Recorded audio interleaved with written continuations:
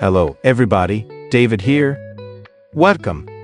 Here we share true stories from real people. Today, starting out with the first story. I cheated on my husband and now he's seeing another woman. I never thought I'd be the kind of person to cheat on my husband. James and I had been together for almost 10 years, and I loved him more than anything. But then I met Mark at work, and things just clicked.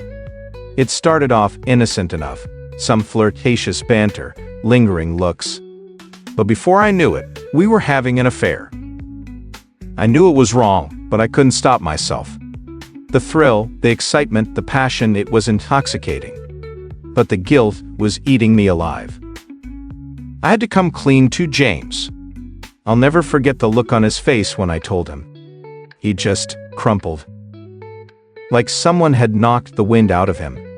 There was no anger, no yelling. Just this deep, soul-crushing sadness. That was almost worse than if he'd screamed at me. He just sat there, staring at me with these haunted eyes, as if he didn't even recognize me anymore. And then the tears started. Great, heaving sobs that shook his entire body. It was like someone had ripped his heart out of his chest. I'd never felt lower than I did in that moment. Seeing the man I loved in such agonizing pain, and knowing that I was the one who caused it, I wanted the ground to open up and swallow me whole. I would have given anything to take it all back, to erase the hurt I'd caused. But it was too late for that. The damage was done. And as I watched James break down in front of me, I knew that nothing would ever be the same again. After that horrible night when I confessed everything to James, I was determined to do whatever it took to save our marriage. I couldn't bear the thought of losing him, not after all we'd been through together. So I decided to become the perfect wife. I started cooking all of James's favorite meals, his mom's famous meatloaf, homemade apple pie, you name it. I left little love notes for him everywhere, in his lunchbox, on the bathroom mirror, tucked into his sock drawer. I even went out and bought a bunch of sexy lingerie, hoping to reignite that spark between us. Every morning before work, I made sure his coffee was piping hot and his lunch was packed with all the snacks he liked. When he got home at night, I had a home-cooked meal waiting for him on the table. I tried to anticipate his every need, his every desire. I just wanted him to see how much I still loved him, how committed I was to making things right between us. But no matter what I did, it never seemed to be enough. Sure, James would thank me for the meals or give me a tight smile when he found one of my notes. But there was this distance in his eyes, this wall that I couldn't seem to break through no matter how hard I tried.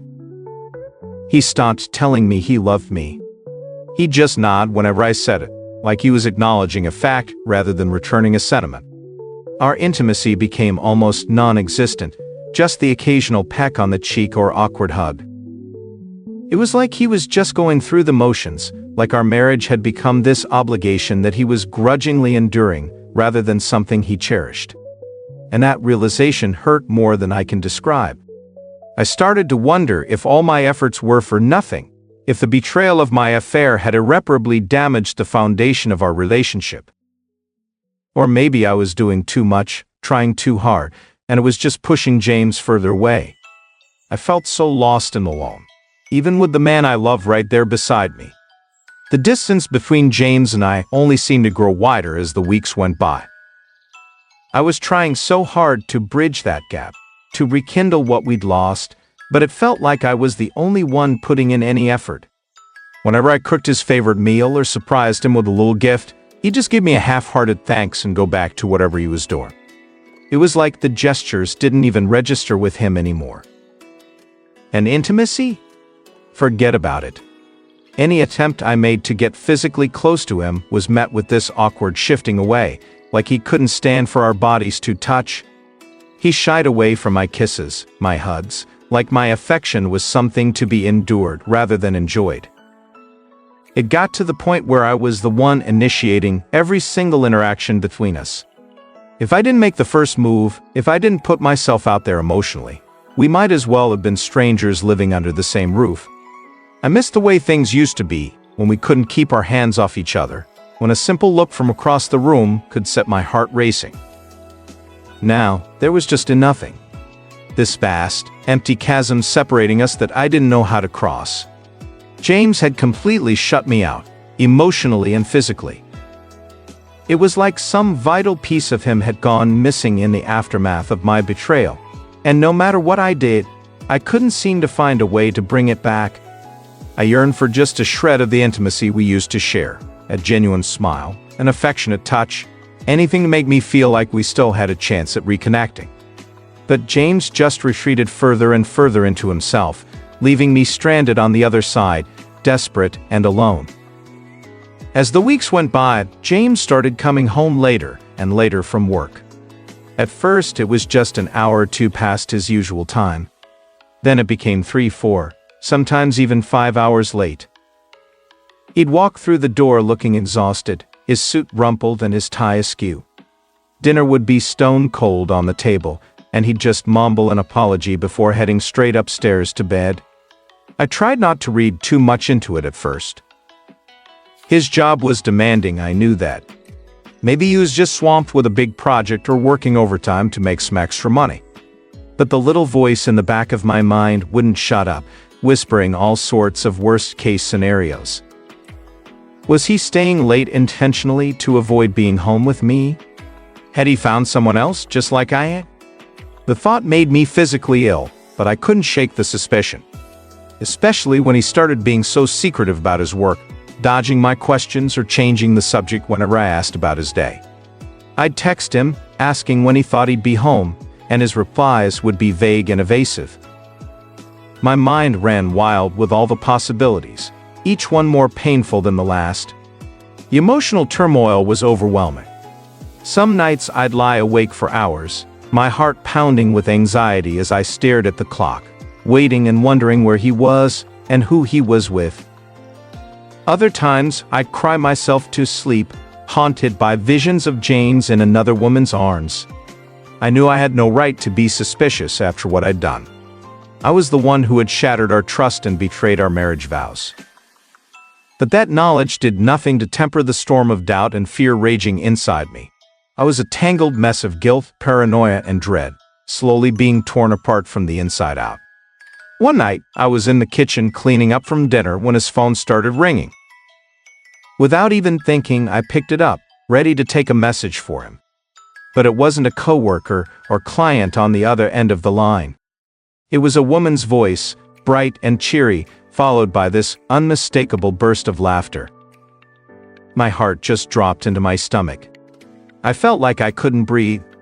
All the old insecurities and fears came rushing back in an instant. Was James, could he be? No, I refused to believe it. Not after everything we'd been through, not after all my efforts to make things right. When James finally got home around midnight, I was waiting up for him, his phone clutched in my white knuckle grip. As soon as he walked through the door, I demanded to know who the woman on the phone was. James admitted that yes, he had been talking to another woman, some young assistant at his office. He swore up and down that it was strictly platonic, that he would never cheat. But he also confessed that he'd been confiding in her, venting about all the problems in our relationship. Part of me was relieved that it wasn't physical, but another part felt even more gutted. Like I didn't even have a partner to turn to anymore about the most important things in my life. He found someone else to open up to, someone who wasn't me. I don't know which hurt more in that moment, the possibility of him betraying me the same way I had him, or the reality that he was already pulling away emotionally. All I knew was that overwhelming feeling of dread settling into the pit of my stomach, making me wonder if I'd already lost him for good. After all my efforts to make things right between us, to prove how devoted I was to saving our marriage, he was just going to throw it all away on some tawdry fling. But then James dropped a bombshell that shattered me to my core. He looked me dead in the eyes and said, "I wanted you to feel the same pain I felt when you cheated on me." In that moment, everything became crystal clear. All my grand romantic gestures, all the love notes and lingerie, James hadn't seen them as genuine attempts to reconcile. He viewed them as empty, selfish acts from a guilty conscience.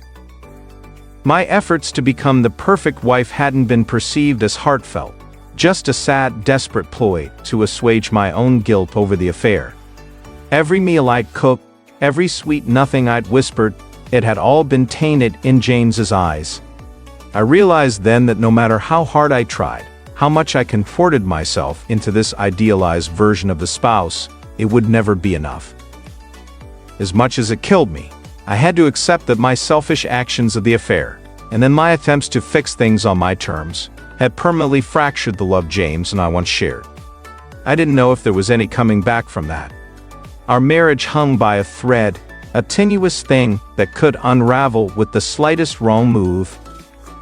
All I could do was desperately cling to those frayed edges, praying they wouldn't slip through my fingers entirely. We started fighting constantly after that. Every little thing would set one of us off, dredging up old hurts and reopening still raw wounds. The tension in our home was suffocating. We could barely stand to be in the same room together. Then one night, after yet another heated argument about God knows what, James just shut down. He went completely cold and emotionless. That's when he said the words I'll never forget. "I can't do this anymore, Sarah. I can't live like this, constantly at war, feeling like a stranger in my own home, with my own wife." It was like he'd just given up, thrown in the towel on our entire marriage.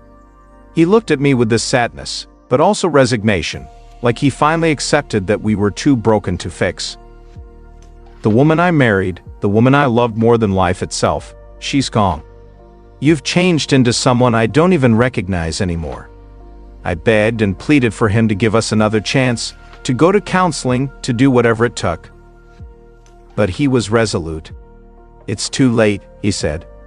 "We're too far gone." And just like that, it was over. The life we'd spent a decade building, the dreams we'd shared, the family we'd planned, all of it, crumbling into rubble at our feet. As I watched James pack a bag and walk out the door that night, I felt like a piece of my soul had been ripped away. How did we go from being so deliriously happy to this? James said he had already started looking for a new place to live, that he needed to get out of the house, to get away from the constant reminders of my betrayal. He said it was the only way he could ever hope to heal and move on. Just like that, it was over. The days and weeks that followed were a numbing blur of grief and recrimination. I'd wake up hoping it had all been a horrible nightmare, only to be crushed anew by James's absence. His toothbrush gone from the holder. His slippers no longer by the door. No more sounds of him pottering around in the mornings before work. I missed everything about him, his laugh, his smell, the way he'd gather me into those big bear hugs that made me feel so safe and loved. Longing for him was like a physical ache, a gaping hole in my chest that couldn't be filled. But worst of all was the suffocating guilt and shame. How could I have thrown away the best thing in my life over some cheap thrill? James had been nothing but loving and devoted, and I'd repaid him with the ultimate betrayal. I hated myself for what I'd done, for the pain I'd caused him. As I existed in that waking nightmare of loss and regret, I realized there are some things that can never be undone, no matter how desperately you might wish it. My actions had irrevocably altered the course of our lives, and I had no one to blame but myself. After James left, taking all his things and what felt like my entire world with him, I was consumed by doubt. Had there ever really been a chance for us to work through this? Or was our marriage doomed the second I stepped out on him? I replayed every moment over and over in my head, torturing myself. When I first confessed the affair, was the devastation in his eyes just the initial shock? Or had I already lost him in that instant? Those first few weeks of me trying so hard, cooking, leaving notes, dressing up, was I just clinging to false hope? Had James already checked out emotionally, just going through the motions? And when he started staying late, talking to that other woman, was that his way of getting back at me? Of seeking some twisted revenge? Or had he simply fallen out of love and moved on without me realizing it? Maybe I'm just fooling myself, telling myself there was a chance we could have made it work if I'd done things differently. If I hadn't pushed so hard, if I'd given him space, if I'd suggested counseling sooner. But what if the truth is, once the trust was broken, once I shattered those sacred vows, there was no coming back from it? James said I'd become a stranger to him. So maybe, in a way, I killed our marriage the night I stepped out on him. Maybe everything after that was just prolonging the inevitable. Two strangers going through the motions, playing parts in a relationship that no longer existed. I'll never really know if we could have found our way back to each other. Part of me wants to believe there was a path, that if we'd both tried harder, been more open and vulnerable, we could have rebuilt what was broken. But the other part of me knows that some things, once broken, can never be fully repaired. All I'm left with now is this aching doubt, this nagging feeling that maybe, just maybe, I threw away the best thing I ever had for a brief moment of selfish pleasure. And I'll never forgive myself for that. I never should have gotten so close to Mark in the first place. Those first innocent flirtations should have been a giant red flag that I was handing down a dangerous path. But I ignored them all, caught up in the intoxicating thrill of the forbidden.